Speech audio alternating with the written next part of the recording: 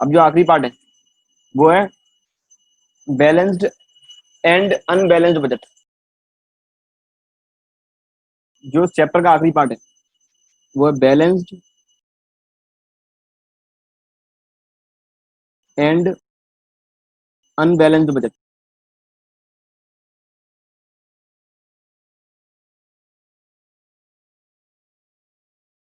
Budget के 3 type discuss किए थे, बैलेंस्ड, सरप्लस और डेफिसिट।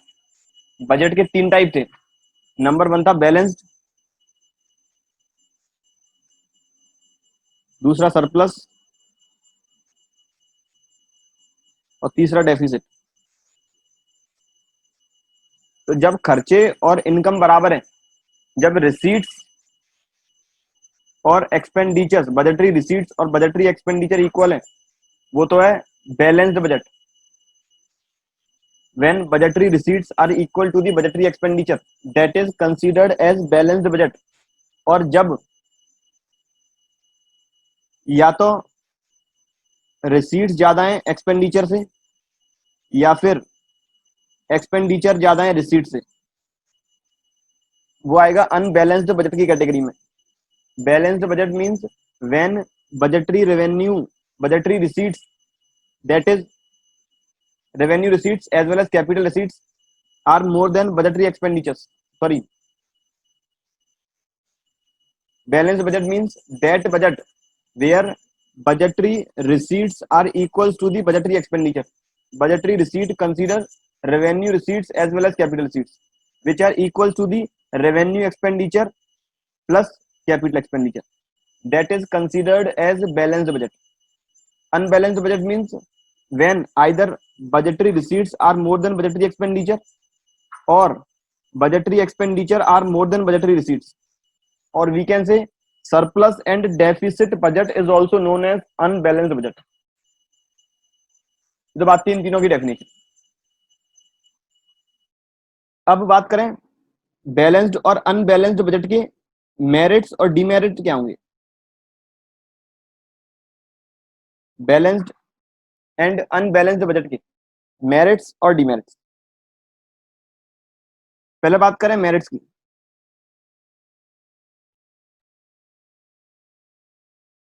अच्छी बातें होनी चाहिए। यदि बजट बैलेंस्ड में है, यदि खर्चे और इनकम दोनों इक्वल है, रिसीट्स और एक्सपेंडिचर दोनों इक्वल है,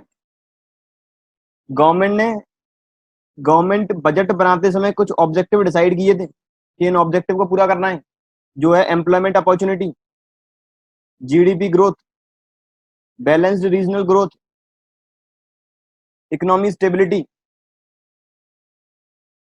allocation of resources and redistribution of income and wealth. ये 6 ऑब्जेक्टिव थे।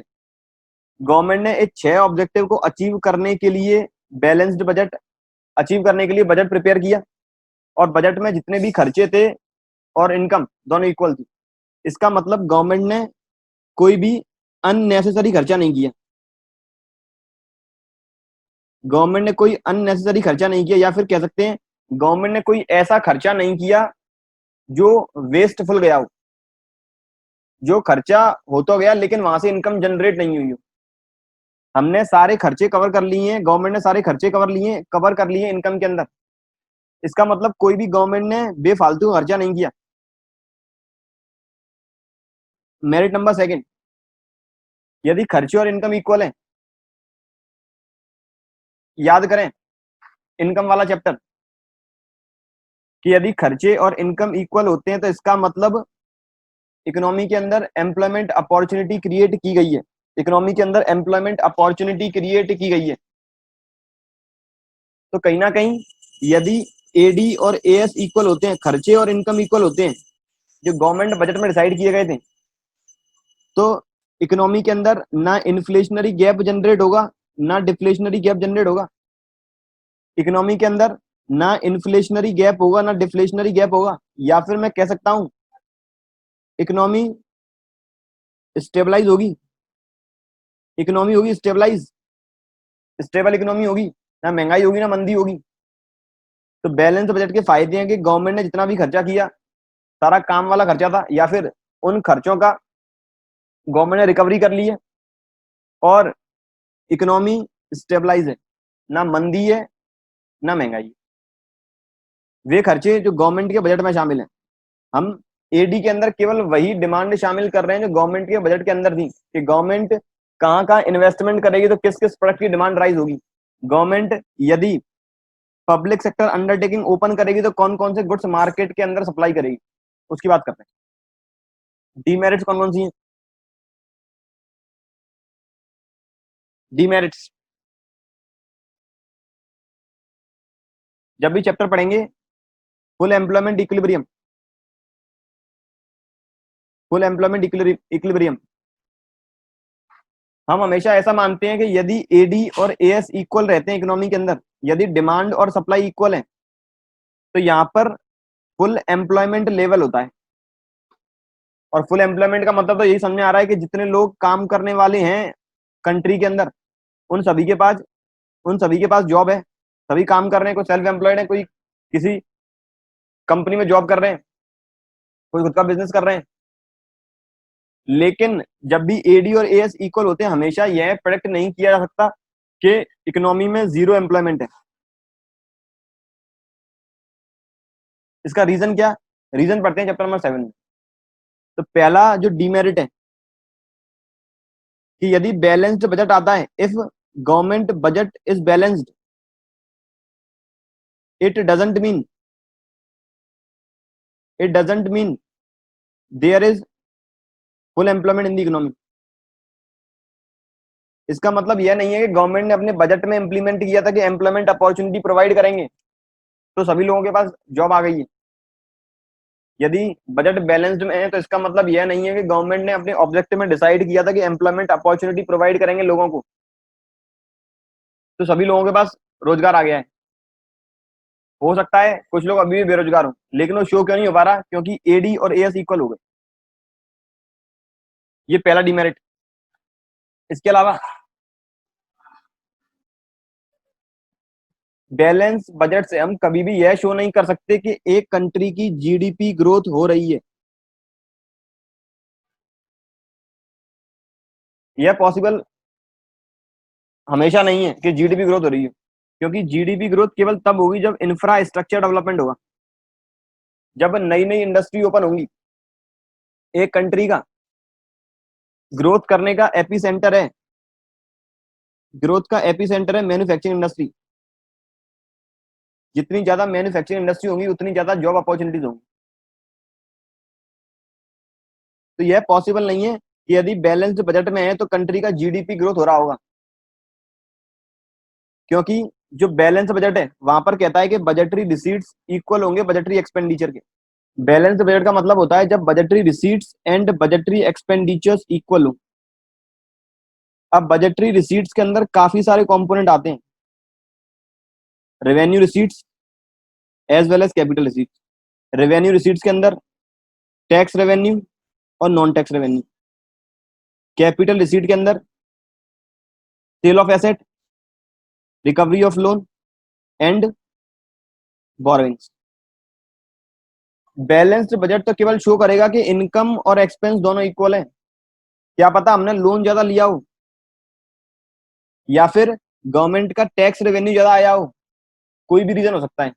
लेकिन यह पॉसिबिलिटी नहीं है हमेशा कि जीडीपी ग्रोथ हुई हो। यदि बजट बैलेंस्ड में खर्चे और इनकम इक्वल है तो इसकी यह पॉसिबिलिटी नहीं है कि जीडीपी ग्रोथ हुई हो, क्योंकि ऐसा भी हो सकता है कि गवर्नमेंट ने कंट्री ने लोन ज्यादा लिया हो, इसकी वजह से रिसीट और एक्सपेंडिचर इक्वल हो गई। तो सेकंड नंबर जो डिमेरिट है वो कहता है बैलेंस्ड बजट हमेशा जीडीपी ग्रोथ शो नहीं करेगा, because GDP growth shows increase in the value of goods and services, और we can say increase in the production of goods and services, which is possible only through infrastructure development, जो केवल possible है infrastructure development के द्वारा। अब infrastructure development आएगा expenditures के अंदर। मेरे बजटरी एक्सपेंडिचर दो टाइप के हैं, revenue as well as capital. तो यदि मेरा कैपिटल एक्सपेंडिचर ज्यादा होगा, कैपिटल एक्सपेंडिचर में भी एसेट कंस्ट्रक्शन वाला, तब पता लगेगा कि इंफ्रास्ट्रक्चर डेवलपमेंट इंक्रीज हो रहा है और इंफ्रास्ट्रक्चर डेवलपमेंट की वजह से ज्यादा गुड्स एंड सर्विसेज प्रोड्यूस होंगे गांव में और शहरों में। लेकिन बैलेंस्ड बजट को देखकर हमेशा यह प्री डिटरमाइन करना मुश्किल है कि जीडीपी ग्रोथ हो रहा हो. It may be possible that GDP is not in growth position, value of goods and services और प्रोडक्शन और output doesn't increase but budget is in balance. तो ये पॉसिबिलिटी है. ये था पहला, बैलेंस्ड बजट के मेरिट्स और डिमेरिट्स. बैलेंस बजट का पहला जो मेरिट था, खर्चे और इनकम बराबर है. इसका मतलब गवर्नमेंट ने कोई भी अननेसेसरी खर्चा नहीं किया, वेस्टफुल एक्सपेंडिचर नहीं किया. जितने भी खर्चे किए सभी काम के किए. रोड्स, हाईवेज या फिर जितना भी लोन दिया है वहां से प्रॉपर इनकम जनरेट हो रही है.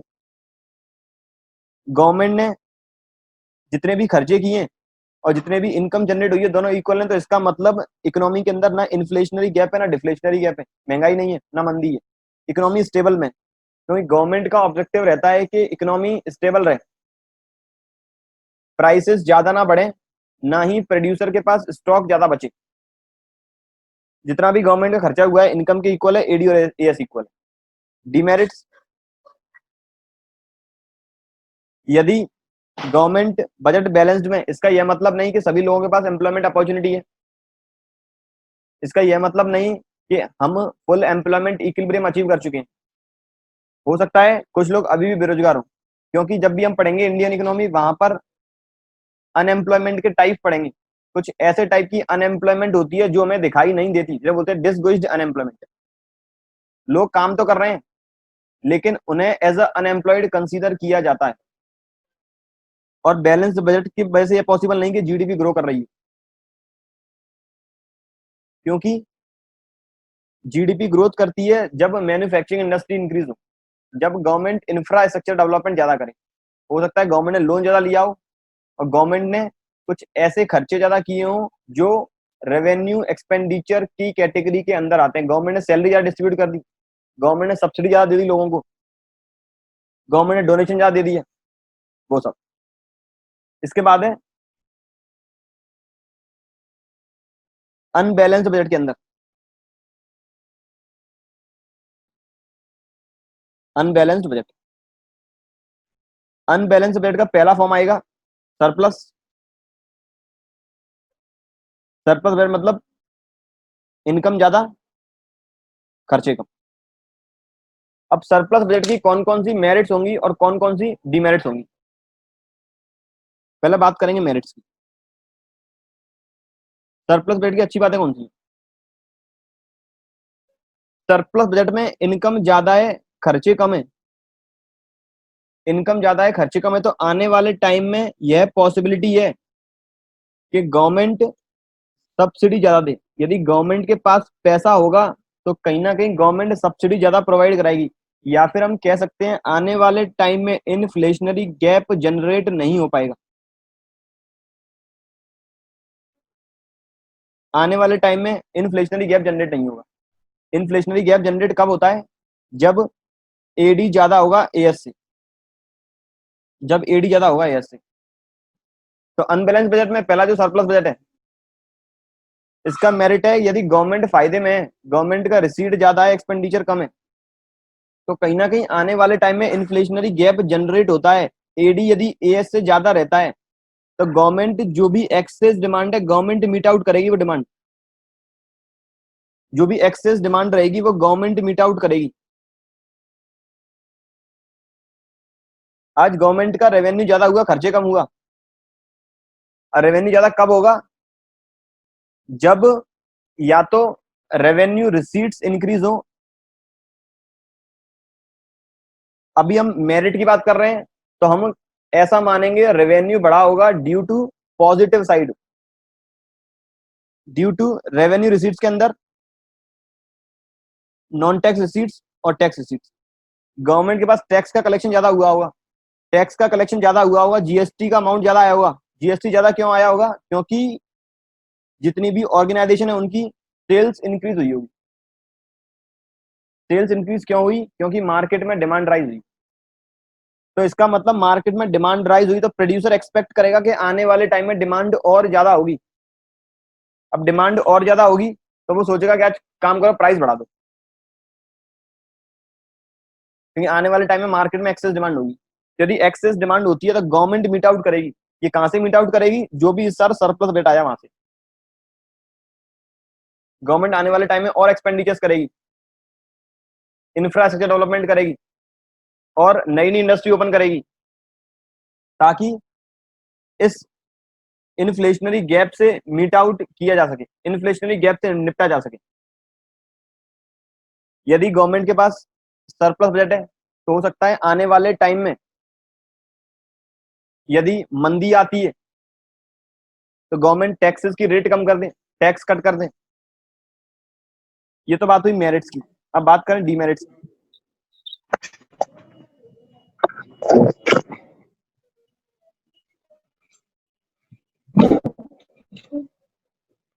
हमेशा अब डीमेरिट्स मतलब नेगेटिव साइड है। तो गवर्नमेंट का जो भी रेवेन्यू ज्यादा है, रिसीट्स ज्यादा है एक्सपेंडिचर से, हो सकता है इस रिसीट्स में गवर्नमेंट ने बोरोइंग इंक्रीज कर दी हो सकता है गवर्नमेंट ने बोरोइंग राइज कर दी हो, इसलिए बजट सरप्लस में। बोरोइंग राइज करने की वजह से पॉसिबिलिटी है कि आने वाले टाइम में इन्फ्लेशनरी गैप जनरेट हो। गवर्नमेंट ने आज तो कह दिया कि बजट सरप्लस में है, क्योंकि गवर्नमेंट ने ये डिस्क्लोज नहीं किया कि हमने बोरोइंग की थी ज्यादा। गवर्नमेंट इस बोरोइंग को इंटरेस्ट से निपटने के लिए आने वाले टाइम में टैक्स की रेट बढ़ा देगी। तो डिमेरिट ये है कि यदि बजट सरप्लस में होता है तो कहीं ना कहीं आने वाले समय में गवर्नमेंट टैक्स की रेट राइज कर सकती है, तो ये इन्फ्लेशनरी गैप राइज हो सकता है। लेकिन यदि डिप्रेशन रहता है, यदि डिफ्लेशनरी गैप राइज होता है, तो हो सकता है गवर्नमेंट जितनी भी एग्जिस्टिंग ऑर्गेनाइजेशंस हैं उनमें एम्प्लॉयमेंट अपॉर्चुनिटी कर दे डिक्रीज, क्योंकि गवर्नमेंट भी घाटे में चल रही है, गवर्नमेंट कहां तक नौकरी देगी। तो मेरिट में देखना है पॉजिटिव साइड, डीमेरिट में नेगेटिव साइड। हो सकता है कि जो सरप्लस बजट आया है वो बोरोइंग करने की वजह से आया होगा। ये था दूसरा सरप्लस बजट। तीसरा पार्ट बी अनबैलेंस बजट के अंदर वो है डेफिसिट।